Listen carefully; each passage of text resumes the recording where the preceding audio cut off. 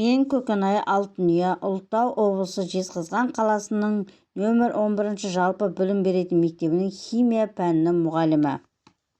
Үш өлшемді әдістемелік жүйе технологиясын мектебімізде әріптестерімізбен бірге іс-тәжірибеден өттік. Үш өлшемді әдістемелік жүйе технологиясын облыстық тамыз конференциясында іс-тәжірибемен бөлістік. Химия пәнін оқытуда үш өлшемді әдістемелік жүйе технологиясы оқыту үдерісін қолдану республикалық конференцияда іс-тәжірибемен бөлісіп, заманауи білім беру жүйесін оқыту сапасын арттыру, білім алушылардың танымдық белсенділігін күшейту, пәнге деген қызығушылығын дамыту талаптарының бірі болып табылады. Оқытудың үш өлшемді әдістемелік жүйесі технологиясын оқу процесін қолдану әдістері жан-жақты қарастырылды. Химия сабағында тақырып бойынша деңгейлік тапсырмалар, зертханалық жұмыс үлгілері, тәжірибелі үш өлшемді сәйкестендіру жолдары ұсынды.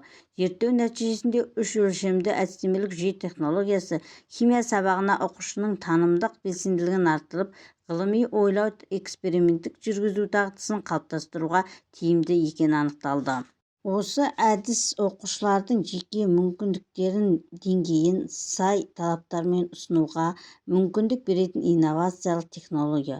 Бұл жүйе арқылы оқушылардың шығармашылық ойлау қабілетін дамытып, талдау және эксперимент жасауға дағдыларын қалыптастырады. Үш деңгейлік тапсырмаларды біртіндеп орындау барысында әр деңгейге тиесілі балл жинайсың. Күрделілік дәрежесіне қарай орындалған тапсырмалар арқылы әділ баға жүзеге асырылады. Әр деңгейдің дұрыс орындалған тапсырмалары үшін тиесілі балл беріледі. Ол үшін берілген тапсырмалардың жауабын дәптеріңе жазып, есептерін шығарасың. Бірінші деңгей білу, тапсырмалардың барлығын дұрыс орындау. Келесі деңгейдің түсіну тапсырмасын орындай алмасаң, жиналған балл саны 6 болады. Бір деңгейдің барлық тапсырмаларын толық дұрыс орындау міндетті.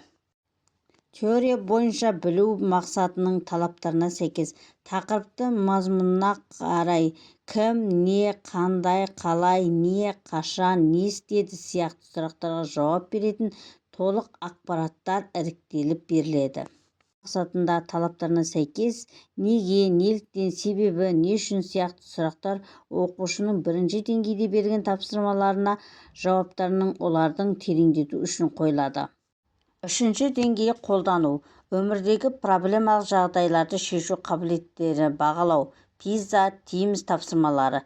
Тест, сөз тізбе, мазмұнды толық қамтитын талдау, жинақтау тәсілдерін қолданып орындайтын күрделі тапсырмалар. Үшінші деңгейдің нәтижесі 9-10 балл қойылады. Егер осы сабақта үшінші деңгейдің барлығын орындаса, онда төртінші шығармашылық деңгейдің тапсырмасы беріледі. Химия пәнін оқытуда ашық журнал әдісі қолданып, оқушылардың оқу іс-әрекеттері жүйелі бақылап, өзіндік рефлексия жүргізу және сабаққа белсенді қатысуын арттыруға арналған тиімді құрал. Ашық журнал электронды түрде және оқу дәптері ретінде де қолдануға болады.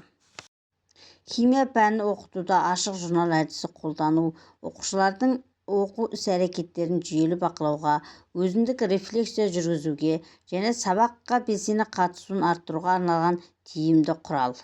Ашық журналды тұрақты пайдалану оқу үдерісінің ашықтығы мен тиімділігін қамтамасыз етеді.